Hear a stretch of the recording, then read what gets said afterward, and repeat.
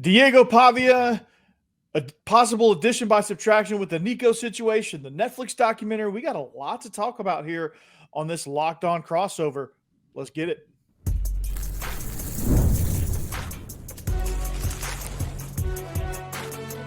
You are Locked On College Crossover, part of the Locked On Podcast Network.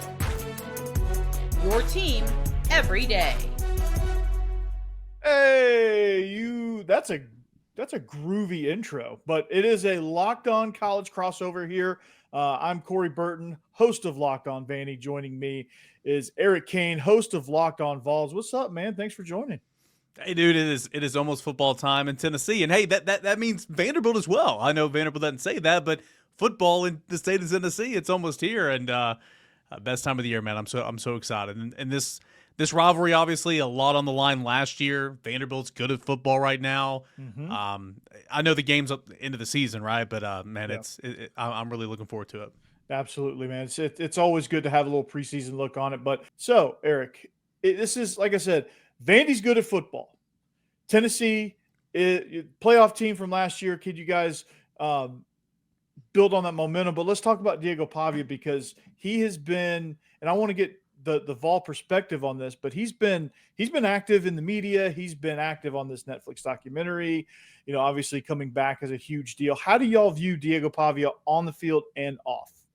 It's funny, like, I've said this on my show several times, like, Diego Pavia is everything you want in college football. He is an underdog. He's got so much belief in himself. I mean, even before I watched the Netflix documentary, you could tell that he carried himself with a certain amount of confidence, right? And he willed Vanderbilt to victory several times last year. So I think from a national perspective, like, for him to transfer to a team like Vanderbilt, put Vanderbilt in winning meaningful games in other, like that Texas game last year. I was at a wedding. I know fall weddings are so stupid, but I was watching that entire Vanderbilt Texas game on my phone. I'm like, dang, man, just knocked off Alabama a couple weeks ago. We're about to knock off Texas here. That's cool. That's awesome. And I know we'll get to it here in a moment, but after watching the documentary, it's funny, a lot of Tennessee fans who are never going to be Pavia fans just because they're Tennessee fans, but they're kind of like, man, I'd hate to root for other teams like Florida or Georgia, but gosh, I just cannot root for Diego Pavia anymore. I mean, so much cockiness and so much confidence, can't stand it. So, again, that makes everything that much better in college football, in my opinion, and especially in this rivalry. Yeah, I think it adds fuel to the fire because, I mean, this rivalry has become quite stale because I think Tennessee's taken a massive upper hand from the previous 10 matchups where it was kind of more even. And then before that was obviously Tennessee having a huge upper hand. So, the times that Vandy is kind of fought back into this rivalry, Tennessee kind of took back control, and now we're back into a situation where Vandy has a chance to kind of get back even in that rivalry. So for Tennessee fans, why not have that villain in Diego Pavia that you can look at and say, hey, this is why we hate Vandy, right? And for Vandy fans, I think having Diego Pavia has reinvigorated them to football. And now it's like, okay, well, we can go back to, okay, let's look at who we hate. Well, let's hate Tennessee first. And then, it's just kind of getting back into the swing of things. New stadium additions coming out. So, like, a lot of positive momentum on our end for the football thing. So I'm really excited about this. Yeah, and I think everybody should be, right? If you're a Vanderbilt fan, you should go into every single Saturday knowing that you have a legit chance to win it. And, football is a different sport. You know this. Like, yeah, it is, in my opinion, the definition of a team sport. In basketball, if you have a guy that goes out there and LeBron James, Kobe, whoever, Steph, just go out there and dominates, I mean, you can carry your team to a victory. If you have a starting pitcher that goes out there and throws a 7-8 inning, 10 strikeout game and, hands the ball over to a setup man or a closer with a 1-run, 2-run game, you can will your team to victory. In football, it's different, man. You got to have the offensive line. You got to have receivers. You got to have defense. I mean, there's so many different factors why I love football so much. Having said that, though, just like with Tennessee, with Hendon Hooker accelerating the rebuild after Jeremy Pruitt, was ousted and, Josh Heupel took over a dumpster fire because you had Hendon Hooker, who Jeremy Pruitt brought in, by the way, you accelerated that rebuild. And with Vanderbilt, quarterback is the most important position in all sports. He can will, as I've said, Vanderbilt to win victory. He can create plays on the run. You literally go into every single game having a legit chance to win. Now, if you play bad defense, if you have turnovers, then a lot of times the team that is not as talented as the others, going to shoot themselves in the foot. They're not going to be able to pull it out. But Again, Vanderbilt goes into every single game having a chance to win. Will it? We'll see. Won 7 games a season ago, and I think Diego Pavia winning that court case as well, getting another year of eligibility. Yeah. Some can say it's bad for college football, but hey, players on Tennessee's roster right now, Miles Kitselman, Star Thomas, have benefited from that as well. Yeah, absolutely. And I was going to ask you about Tennessee's roster. What is it like with the quarterback situation? Is it addition by subtraction with Nico? Is it, you're replacing Dylan Sampson, you're replacing James Pierce? Like, there's a lot of pieces there that I think are question marks for Tennessee. What does that look like? It's hard to say addition by subtraction, with Nico, because I understand he was, former #1 overall recruit in the country, 5-star. Did he live up to that hype last year? No. But I think everybody that watches college football for Tennessee knows, like, there's another gear there for Nico. And when he hits that gear, he's going to be a dangerous football player. So I'm not going to sit there and, sure, Tennessee didn't make the playoff because of Nico last year. But you can't just sit there and say, well, Tennessee's going to be automatically better. So Nico leaves, you go in and you get Joey Aguilar. It is technically like a trade or a swap or whatever. But he spent spring at UCLA. He's been the Appalachian State star the last couple of years. And, Josh Heupel hasn't made it official. We'll see if that happens this week. But I assume, I've thought all along, and it feels like in fall camp, all things are pointing to Joey Aguilar to be that guy. He's got experience. I think that he's a capable runner. I think he's a gamer, much like Diego Pavia. I think that at points and times in his career, he's had a turnover issue. So we'll see. Tennessee's going to be able to run the football. Losing Dylan Sampson, great player. Tennessee's still going to run the football well. I think Tennessee's offensive line can be better if they stay healthy. Defensively, I think it's going to lead the way once again. James Pierce, first-round pick, great talent. Oh, that dude's amazing. He plays for the Falcons. Yeah. He's going to be great for Atlanta. I'm excited as a Falcons fan to get him. Yeah, great player. He broke out in 2023, had like 11 sacks or whatever. Statistically, not as good of a year last year, but still pressured the quarterback and all that. But, Rodney Gardner plays so many players on the defensive front, and Tennessee brings almost all those guys back. Need to get healthy in the secondary for sure, but I think Tennessee's defense is once again going to lead the way. So I like this roster. Is it ideal that you lose Nico Iamaleava on the last day of spring practice? Of course it's not. That is not what you want. But Corey, you look at the schedule for Tennessee, and it's pretty favorable. So I think Tennessee, as long as you don't shoot yourself in the foot, can have a pretty clear path to at least 8 or 9 wins, and who knows, maybe knock on the door to the CFP. Yeah, I mean that's something huge. I mean, if you can just get some great quarterback play, because y'all have it set up defensively where I think you're in good shape of making some noise there in the conference, and I think a lot of people are overlooking y'all, and probably for, I guess, decent reason, because y'all are losing so many pieces. But this is always a dangerous team. Josh Heupel is going to be a well-coached, extremely well-coached team. I have no issues or no qualms with him being able to replace that quarterback production that you lose with Nico, with possibly a guy that can, if he just distributes the rock, he's going to be dangerous. So, you get in that situation where, it's going to be tough on Vandy. It's going to be a home game. And I think it might look a little different the way I see Tennessee, but I think that production is going to be there, just not with the powerful run game that you're used to, but like it's going to be more like what it was when Josh Heupel first got there. Is that true? We'll see. I think that remains to be seen. Josh Heupel's ran the football effectively and efficiently all 4 years, over 2,500 yards each year. Last year, nearly 3,000 yards. So I think that they're going to run the football. And I think Sampson was such a dynamic and great player. I think the running back, this is one of those like, oh, you lose him, but wait, they're going to be even better. I'm not saying that, but I think the room, the options, they go 3 deep for sure. They got a 4th guy, Juan Morris, who played right there in Oakland, Middle Tennessee. I think he's going to be a fantastic player. They're really good and really deep at running back. So they have a lot of questions at receiver, tons of questions, some talent, only 7 scholarships in the room, which is too thin in my opinion. But they got Chris Brazel, who made a couple of plays in that Vanderbilt game a season ago. Mike Matthews, who scored a touchdown in that Vanderbilt game a season ago. Yeah, they need to stay healthy. I think they have talent, but just a lot of question marks and a lot of unknowns, and obviously just a lot of inexperience in the passing game. So, again, you want to get back to that explosiveness if you're Josh Heupel, in 2021, 2022. I think to begin the season, they're going to look more like they were last year, defense, run game. But obviously, you hope good teams evolve and get better over the course of a season, and we'll see what the Tennessee offense turns into down the line. Well, I fired some questions at you. I'm going to let you kind of fire some at me. This episode is brought to you by PrizePicks. That's right, the daily fantasy platform that lets you turn your football predictions into real rewards. Preseason is already heating up, and college football isn't far behind.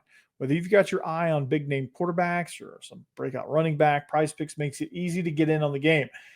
I am very, very excited for this season. I'm very excited to see if Saquon Barkley can repeat his performance. I'm curious to see what Derrick Henry can do for the Ravens, Lamar Jackson. I'm excited about that duo. Anyway, it's simple to play. PrizePicks is simple to play. Just pick more or less on 2 to 6 player stat projections. If you get your picks right, you could cash in and win up to 2,000 times your money. Wow. I've used PrizePicks for a few seasons now and love how simple it is. I can get a lineup in before my coffee finishes brewing. The flex play option is a total game changer as well, man. Even when one of your picks misses, you've still doubled my money. So PrizePicks puts their members first. So all withdrawals are fast, safe, and secure.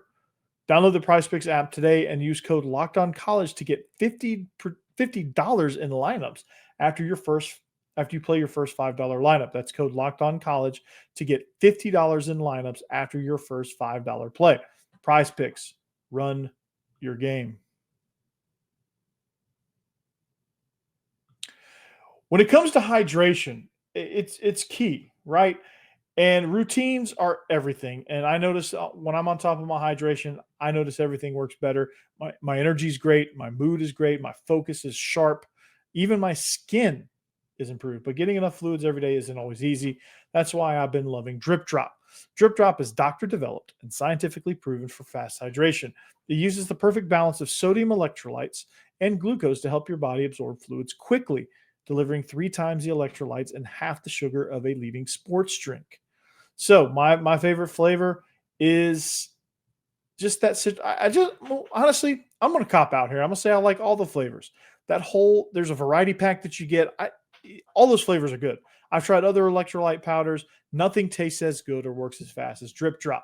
So the strategy is this: you keep a few in your backpack, keep a few in your desk drawer at work, keep a few in your cabinet at home, and just, hey, when you get thirsty or when you start to kind of wane a little bit, rip that open, throw in a water bottle, shake it up, and you're good to go, man. It's become my go-to, especially during my long summer days when it's going to be a heat advisory this week. So I'll be sweating it out, but that's okay. I've got DripDrop. It's going to keep me hydrated. So right now, DripDrop is offering Locked On listeners 20% off your first order. Just head to DripDrop.com and use promo code LOCKEDONCollege. That's DripDrop.com. Use promo code LOCKEDONCollege.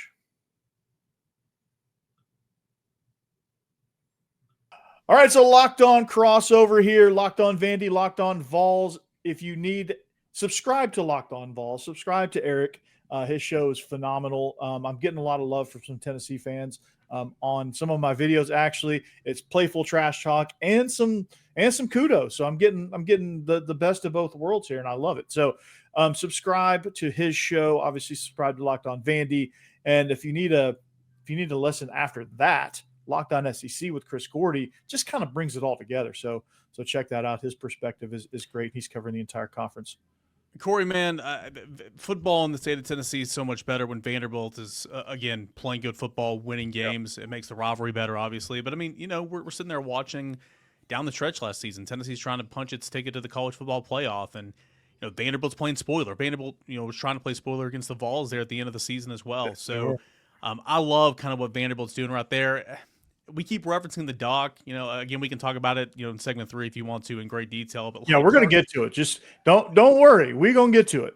Clark Lea, I think he's done such a phenomenal job there. Some of the stuff he said in that doc, again, we'll save it. So a little tease there for segment 3. Yeah, but it's kind of like, oh, man. But you can't dispute the job he's done. Phenomenal work. What I want to know from you, man, and again, just from a national perspective or a regional perspective, right, just kind of looking in on offense, DIEGO Pavia, Stowers is back, right, which is a phenomenal player, okay? The best player on the roster. Yeah, those two guys played together in New Mexico State, really, really good stuff. You bring back a couple of backs, changing some on the offensive line. You bring back a receiver or two, but again, it looks like it's Pavia, Stowers, and that's it. How sustainable is the offense, especially with how much Diego runs with the football and takes those hits. Well, the running back that you mentioned, Cedric Alexander, that's coming back, he's the starter. He got banged up around the Auburn, Kentucky game, and he just wasn't the same. And he he missed some significant work. And when he did come back, he just wasn't quite right. He had an ankle injury that was just bothering him all year long. So you get him back. He's, and you get AJ Newberry, who's coming off ACL surgery. So early in the season, I'm not sure how he's going to be.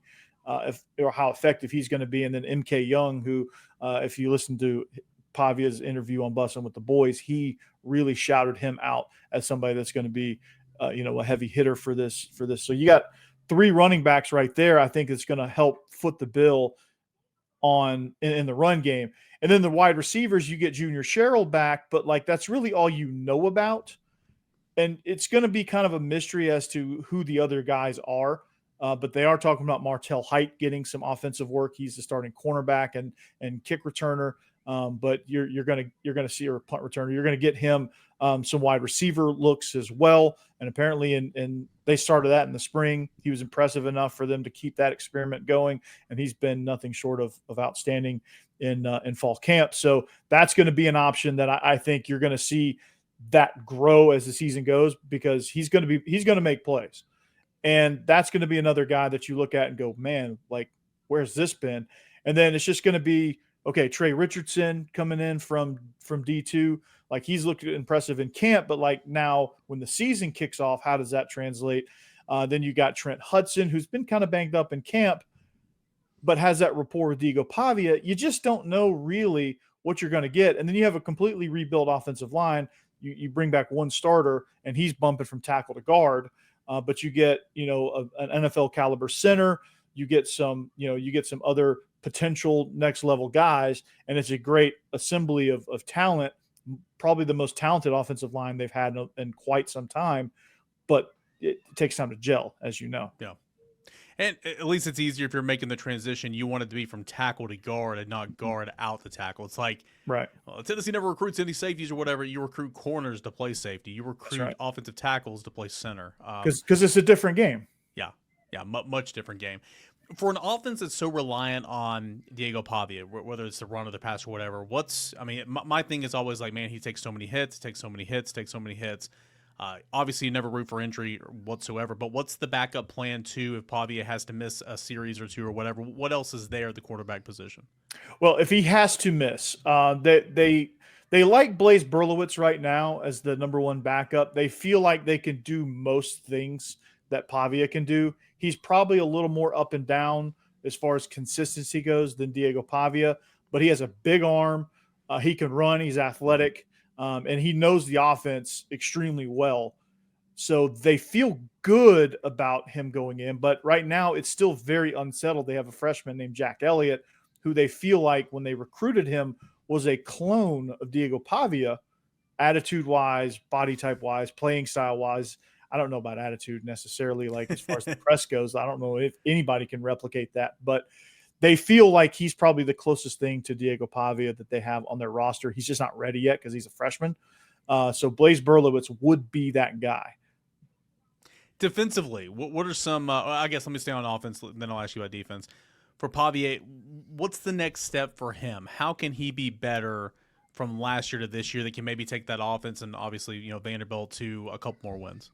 Well, understanding, first of all, how defenses are now going to attack him. Last year, they were trying to feel him out. They were trying to see what they could do, and he was able to take advantage of that. Now he knows. He's had a full year. The SEC's had a full year of Diego Pavia. There's obviously the biggest argument against him is, hey, you've got a season's worth of film out there for all these elite defensive coordinators. And for him, it's understanding, okay, he's got to understand that as well. He can't go out and do the exact same thing. He's going to have to develop as a passer because that's going to be the number one thing. They're going to force him to beat them from the pocket. They're going to push the pocket. They're going to contain rush. They're going to press on the outside, and they're going to load the box. If he can beat that by getting the ball out of his hands quick, understanding and anticipating how they're going to play him and how they're going to play coverage-wise out on the receivers, you've got to find ways to get the ball out quick and do some different things. And that's kind of the first step.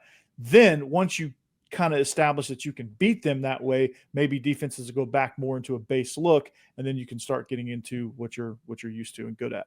Yep, it's about what your counter is, right? I mean, Josh Heupel and Alex Golish, of course, now the head coach at USF, they were explosive, and then defense is kind of caught up. And so what's your counter? And you've seen Josh Heupel kind of evolve over the last couple of years and obviously looked very different last year, but hey, went to the college football playoff. Yeah, I mean, that was exactly because everyone was, pressing, and they were able to disrupt the timing in the passing game because, Joe Milton is different than Hooker. Yeah.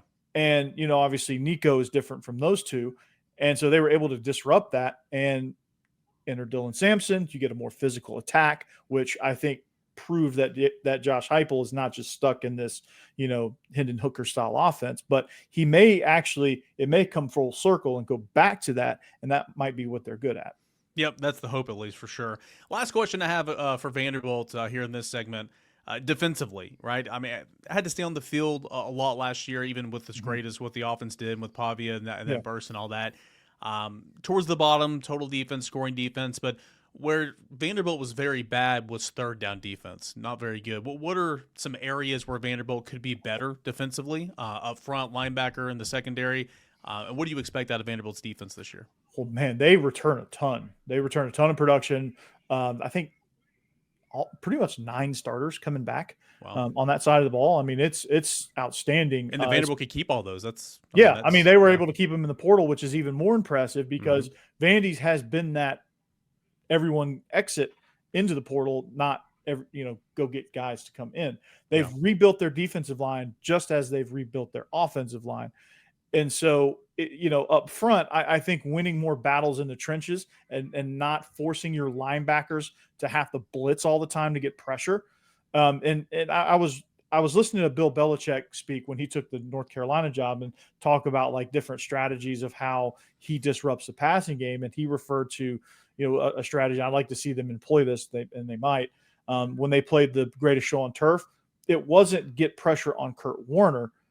It was disrupt his targets, disrupt Isaac Bruce, disrupt Torrey Holt, those guys, and disrupt the overall timing of the play. So if Vanderbilt, I think if they can do that a little bit, if they can push the pocket from the inside and really just kind of force quarterbacks to step up and throw into a messy pocket, then I think they have a lot better chance of getting off the field on third down and getting the offense back on the field, and getting Diego Pavia back on the field and the ball in his hands to do what he does. So, I think that strategy worked great against Alabama. It's the reason why they beat Alabama is because Jalen Milroe and that offense could not get into a rhythm.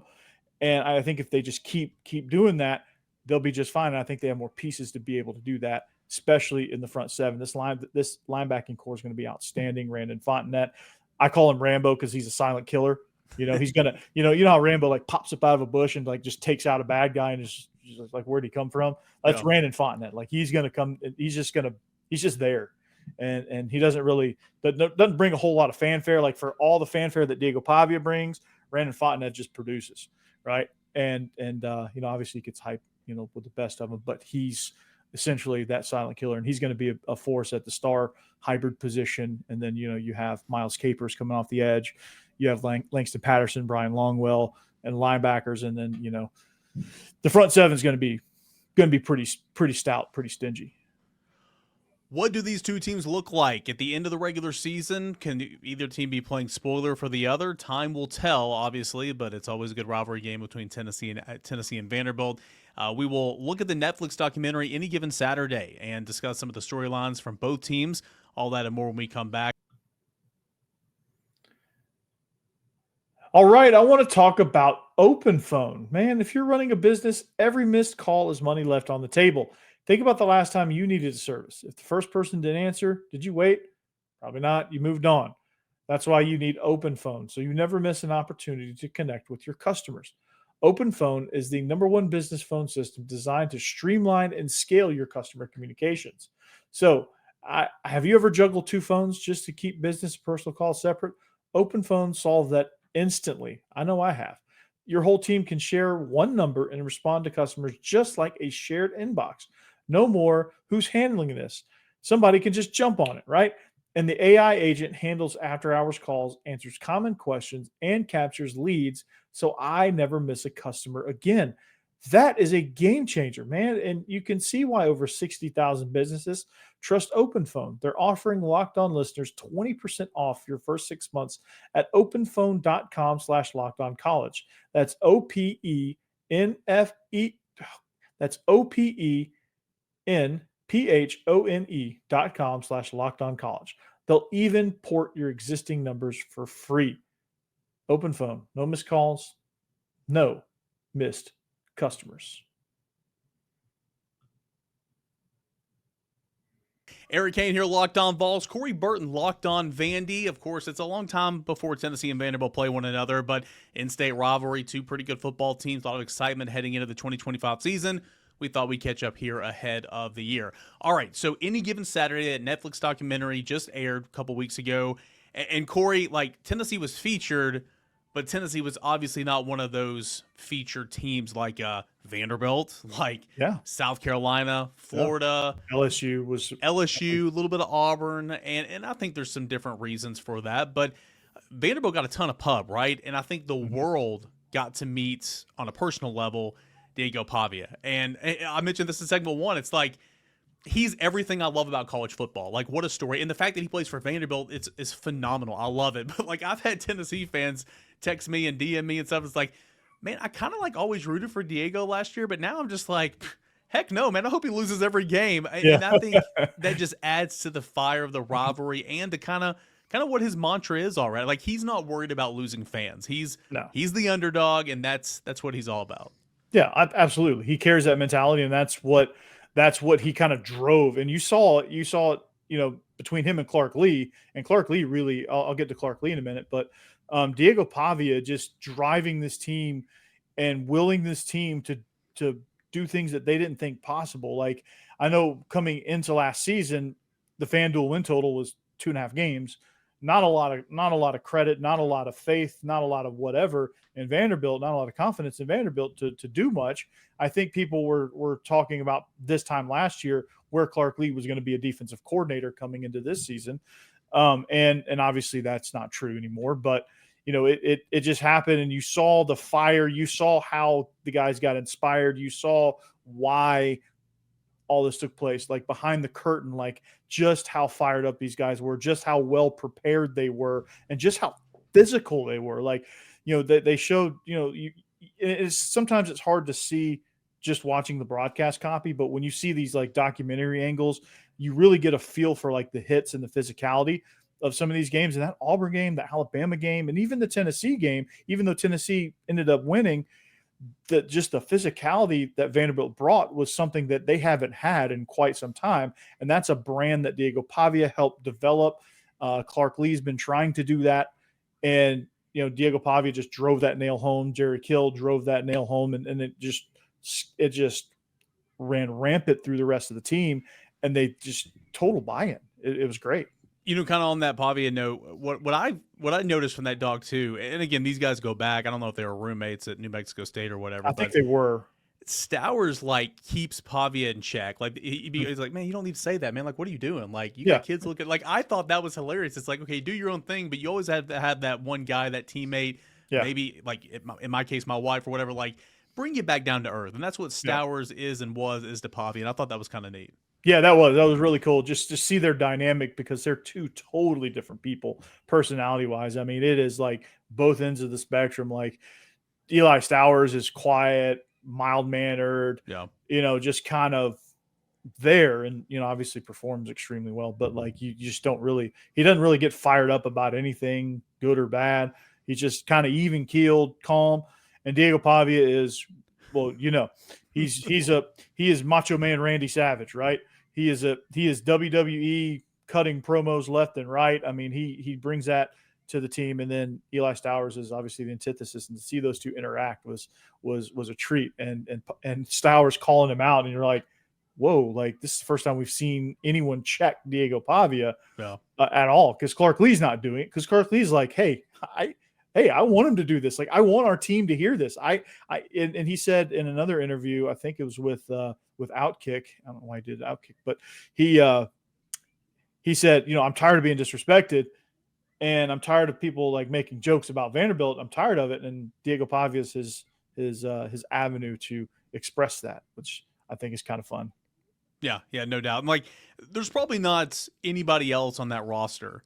Like, if Clark Lea's not doing it, and like a lot of times it's not needed, right? But there's probably nobody else on that roster that can check him like that. But because they go back and they're best friends and their history and roommates, like Stowers is the perfect guy to kind of. And he produces too. Like, oh yeah, and he can. It's not like the third string tight end is going to come in and say, "Hey, Diego, check yourself." Yeah, you got to back it up for sure. There was another quote in there, and again, I had no issue with Pavia saying, we're going to beat whatever that quote was about Tennessee. I can't remember, but I have no issue with that. I mean, that's right. I have no issue with that. Yeah, I have no issue with Clark Lea saying I want to beat Tennessee's at or whatever it was. I don't know what it was, but I have no issue with that. The one that gave me pause from Clark Lea, and he even acknowledged, he was like, I know how this sounds. He's like, I was brought in here to be the savior of this program. I'm like, whoa. Yeah. Whoa. You're like, hold on, pump the brakes. Yeah. Let's pump the brakes. And he even said, I know how that sounds. But I'm like, whoa. Like, I think he's done a fantastic job. But when I heard that, I'm like, okay, all right. Let's settle down here. Yeah, I heard that and I was like, okay, we're getting a little over our skis here. And I think he realized that too, obviously. But I think he's just, I think he's obviously excited that things worked out, because he was, I called it the overhaul. And it worked, and he's really excited about it. I guess he's having a little fun with it, and I'm the savior. He's got a little Diego Pavia in him now. I guess he's got I guess that had to go. All that energy had to go somewhere, and so Clark Lea, I guess, is buying into it too. So with Vanderbilt, his first year, I guess it was 2021, right? Lee's first year. Yeah, he beat Florida and Kentucky in back-to-back weeks. No. His first year, he lost to East Tennessee State at home, and I think they went to it. They were abysmal. So I think they lost second year. Yeah, they beat UConn, who I think had won one game the year before. Or no, they won one game that year. They beat them by like a point and celebrated like it was a Super Bowl. And then year two. That's right, because whenever they beat Florida and Kentucky back-to-back, and then Tennessee just got drilled by South Carolina, so it was kind of like. Yeah, that was year two. Yeah. They barely missed the bowl game that year. And then year three was another 2-10 stinker. He relinquished play calling duties defensively, hired the wrong offensive coordinator, I guess, and just kind of the wheels fell off and people transferred like a mass exodus. And then year four was the overhaul, and now we're coming into year five. So wins over Alabama, obviously last year. Yep. Couple of big time wins, beating two Auburn. Huge road wins, Kentucky and Auburn. Yeah, those. To do that in Jordan Air Stadium was ridiculous. Like people, Vandy especially, but not a lot of people go in there and win historically. I know Auburn's kind of down right now, but not a lot of people go in there historically and have sustained success. So to get that win on the road, I think is pretty remarkable. Never going to call it easy, because you play in the Southeastern Conference. Nothing's easy. You got Georgia and Alabama and Florida on your schedule. Nothing's easy. But Tennessee's schedule favorable, okay? Yeah. Vanderbilt's not, man. Week 3, it's brutal. At South Carolina, after a road game at Virginia Tech, mind you. October 4th at Alabama. You got LSU at home. You're at Texas. You got Auburn at home, Kentucky, and then, of course, at Tennessee to end the regular season. What's that game that Vanderbilt and Lee is going to get this year that is going to be that signature win on the schedule? Well, the last time I did one of these crossovers, I kind of predicted that signature win, and that was the streak breaker against South Carolina. Like that's the one I kind of pointed at as, hey, South Carolina, you're transitioning some things. You're trying to get used to some new pieces. Like there's a new guy calling the plays this year. He's been on staff, but he's still. This is the first time he's really kind of been at the helm calling plays for Lenore Sellers. So all that stuff combined, I said, okay, it's going to be a great game between two great quarterbacks, but I think Vanderbilt's they're going to kick a field goal late to push that one and snap that streak. Cause like you're due, like that streak, it has to end at some point, and it's going to end, and streaks like that usually end in ways that you would never imagine. Like, a home loss at Williams-Brice for South Carolina. Like that kind of thing is kind of how you break that streak. Or Tennessee beating Alabama, 5 touchdowns for Jalen Hyatt. Like, it's something just something supernatural-esque, yeah. right? Yeah. All right, to end the show, and again, a long way to go. 2 teams that could look completely different by the time November the 29th rolls around. Don't get in depth or anything. I'm just going to say yes or no. Will Vanderbilt upset? I would assume Tennessee's going to be the favorite at home. Yeah. Will Vanderbilt upset Tennessee at home this year? My answer is no. But here on August the 19th, Corey, yes or no? Will Vanderbilt upset Tennessee? As far as August 19th goes, yes, because I think the quarterback situation as it stands at this moment is I just don't know enough about Joey Aguilar. I don't know that he's consistent enough. That's fair. To win in this league. And I think he's prone to turnovers, and that could be Vanderbilt's ticket at this moment. It certainly could be. We'll know a lot more about Joey Aguilar. We'll know a lot more about Tennessee and Vanderbilt as the season goes on. Oh, yeah. November the 29th, right after Thanksgiving holiday. As always, Tennessee and Vanderbilt should be a fun season coming up. Check out Locked On Vols. Make it your number 1 listen if you're a Tennessee fan. Locked On Vanderbilt with Corey Burton. Make that your number 1 listen if you're a Vandy fan. Of course, Locked On SEC with Chris Gordy. Fun season coming up, Corey. Can't wait, man. Yeah, and as you're sitting up, and then fast forward to Thanksgiving, if you're slinging hot takes over turkey and dressing, you think of Eric's hot takes and my hot takes, and we'll put them together and figure out some sort of conclusion to this game. But it's going to be a fun ride, man. This is going to be a fun season, a pivotal season for Vanderbilt as far as a lot of things are concerned. But I think it's going to be something that they're going to prove that they belong. I've been saying that all last week, but they're going to prove that they belong. And I think this would be you win a game at Neyland. That's good proving ground. Yeah, no doubt. And on Tennessee's side, I mean, yeah, Tennessee has had a couple of really good seasons under Josh Heupel, but how are you going to respond? Again, the Pierce is gone, the Sampson's gone, Nico leaves high and dry at the end of spring practice. Like, how are you going to respond, and what is Heupel made of? I think there's abundant storylines galore for Tennessee and, of course, Vanderbilt as well. No place to be up to date with it all than right here, Locked On Vols and Locked On Vanderbilt. This has been a Locked On crossover edition with Corey Burton and Eric Cain. Thank you guys so much, and check out Locked On SEC for your second listen here today. Peace out.